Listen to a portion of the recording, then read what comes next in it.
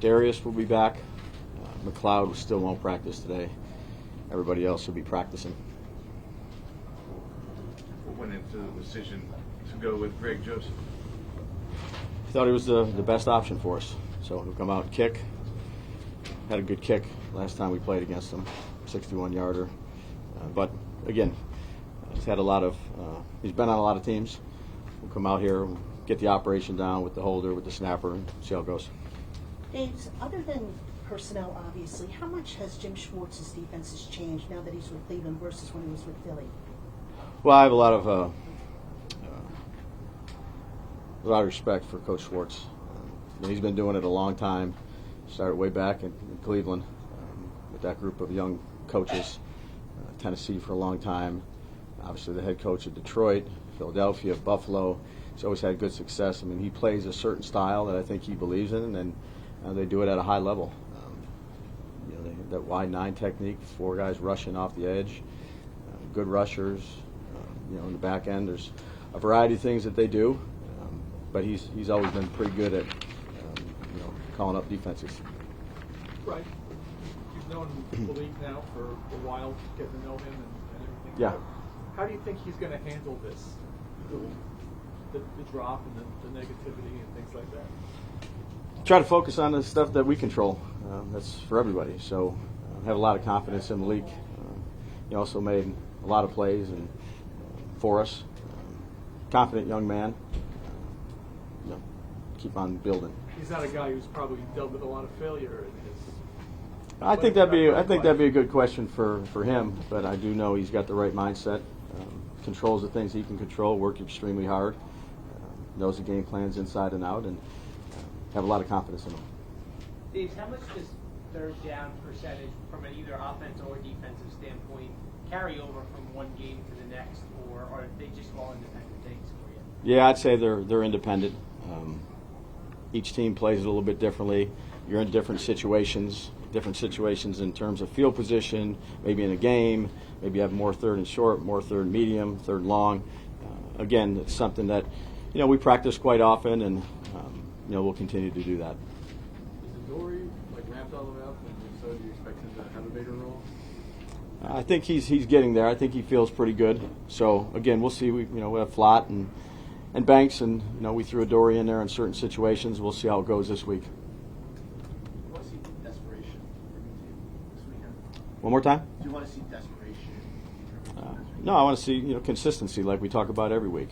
Go in, prepare the right way, come out, play a good football game, do good in situations, play together. Each week is its own week, and we'll just focus on the Browns this week. Dave, how do you think your defense has been adjusting to Bowen's? Yeah, well, good in the red zone last week. I thought, good in the first game. There was some things last game, really in every area, but I think Shane's done a really good job, leading his group, our group, the defensive group. Obviously, certain things we got to, correct and fix, and that's what he'll do, and we'll do. Did you mention 0-2 in your team at all this week? Yeah, I'd say once we talk in our meetings, we keep in our meetings. I mean, but is records and 0-2 versus going 1-2 or 0-3? I mean, is that up there or is that down there? Yeah, I'd say the focus is on doing everything you can do this week, like we try to do every week. You put as much preparation time of going back and studying tape as coaching staff, trying to scheme things up in all 3 phases, and then the players come in and you have meetings with them, and you really got to focus on the game you're playing this week, which is the Cleveland Browns, who's they're 1-1. They just played a good game down in Jacksonville, played well on defensively, started off the game fast, made some good plays early on in the game, got off to a lead. The first game, it was a competitive game, I'd say all the way almost to the end of the first half, and kind of slipped away for them. So the second half, Turpin returns a punt there when they're a backed up situation. And now you're playing out of sorts on offense, against a really good defensive team that can get after the passer. They turned the ball over twice, gave up a punt return. So that's where our focus is on the Cleveland Browns. Do you change practice workload this week with a short week and a game coming next Thursday? I wouldn't say a ton, Pat. That's something that we've talked about. Aaron Wellman has done a great job since he's been here with practice schedules, reps, pulling back, adding more. We've kind of allotted I'd say the last 2 weeks, the amount of reps, the cumulative of reps to, you have another one pretty soon right after this. So it's really been accumulative since the beginning of the season. You kept 6 or 7 guys in the past, more than most teams in the league. One more time? You kept like 6 or 7 guys in, more max protected than other teams. The way your O-line has played, does that give you more confidence that maybe you don't have to do that as much from what you've seen from the O-line? Well, there was a reason for it too. It wasn't necessarily. It was some action stuff where you're making the run and the pass look the same. So again, we used quite a bit of action, I would say, last week that complemented the runs that we were running. So again, maybe it's more of a drop. I mean, you can use empty, you can go drop back, you can do a variety of things. But last week, based on what we were getting and what we wanted to do as the game kind of evolved, that's probably why the numbers are high. You were asked about Bowen before. The first thing you mentioned was that they did well in the red zone. Yeah. I'm just curious. Obviously, you don't want to give up 7 field goals every game, but is that philosophically where you want to be, giving up 3s and not 7s, and kind of buckling down in that red zone? Yeah, absolutely. 4-point plays are critical as a game, 3-point game. Playing well in the red zone, you got to do a good job of keeping them out of the red zone more, and continue to evolve offensively and score when we're down in the red zone. Which the first game we didn't, last game we did. So the consistency factor early on in the year in both sides we'll continue to work on. A guy like Myles Garrett, what challenges does he present? How do you prepare to go up against a player like that? Well, he's one of the best ones in the league. They've lined him up in a variety of spots. He's explosive, he's strong, he's powerful, he's got good size, he can run, he takes the ball away, he gets it away from the quarterback. You do the best job you can on practicing with the look team, but it's never the same until you're playing a player like that. He's a high-level player in this league. He's been for a long time. He's one of the really good ones. He's certainly a challenge. With the way that Neighbors is producing, do you sense at some point somebody's going to say, we're just not going to let him beat us, and they're going to force you to go elsewhere? Yeah, it could be. And I think that's a good question for the defensive coordinators. Again, however the game plans out, then you adjust. If, again, whatever the targets were, that was a byproduct of what we were getting too as well. So see how it goes game to game. Is he a player that can transcend that?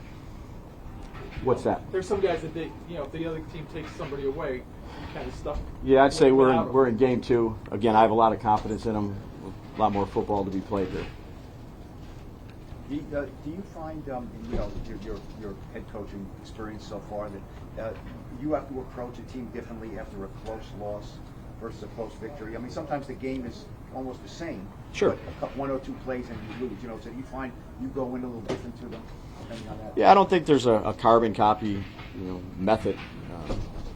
Again, you look at how you played. You are truthful with how you played, of the things that you need to be better at, and really all 4 phases: coaching, special teams, defense, and offense. And you talk to them about what you see, how can we improve it. You really want solutions on days after or leading up to the week, of why we're doing what we're doing game plan wise. What do they do? This is why we got this in. These are the formations we're using. We'd rather do this personnel and this. This is what we want to do on kickoff. We'd rather kick it deep. We'd rather not. Those are all the conversations you have. You spend a lot of time here. You put everything you got into it, and you try to be as truthful and honest as you can when you go through, whether it's a win, whether it's a loss. But consistency is important too. You don't want to ride a roller coaster. Take a couple more. What do you see when you go up against a quarterback like Deshaun Watson at this point of his career? Well, I think Deshaun's a good player. I mean, they started out fast against Jacksonville last week. He had a 17-play drive. They utilized him in a variety of ways. He can operate the empty game well, where he gets it out quick. They use him in action game. They can zone read him. He's done that as well. The scramble, the loose plays. He's a strong player to bring down. You saw that against Micah Parsons when in the Dallas game, where he scrambles, gets to the right. He's got the ball in one hand, wave around, throws it down the field strong. He's played the game for a long time. I got a lot of respect for Deshaun's game.